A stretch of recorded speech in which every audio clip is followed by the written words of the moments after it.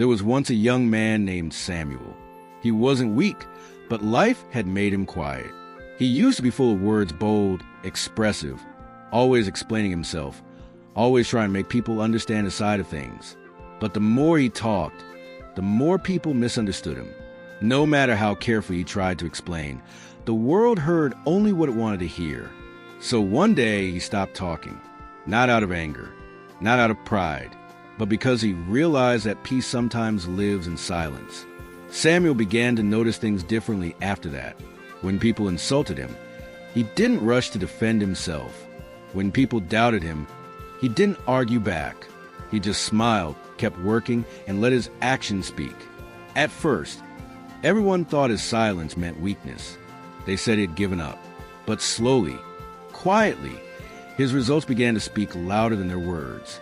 The same people who once doubted him started to respect him, not because he shouted, but because he stayed calm when everything tried to break him. One evening, an old friend came to him and asked, "Why don't you ever respond when people talk about you? Don't you care what they say?" Samuel smiled and looked at the sky. He said softly, "Do you hear that?" The friend listened. There was nothing, just the sound of the wind and crickets in the distance. "That," Samuel said, "is the power of silence. It's calm, but it speaks. You see, storms make noise, but peace doesn't have to. The truth doesn't shout.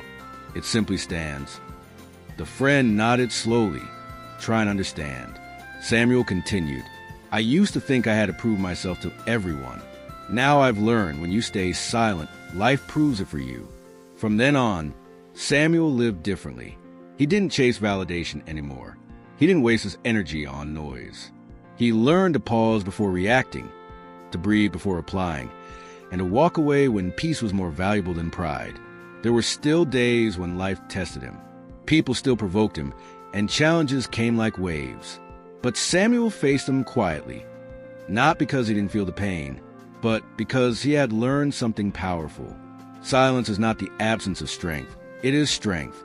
When you stay silent, you hear your inner voice louder.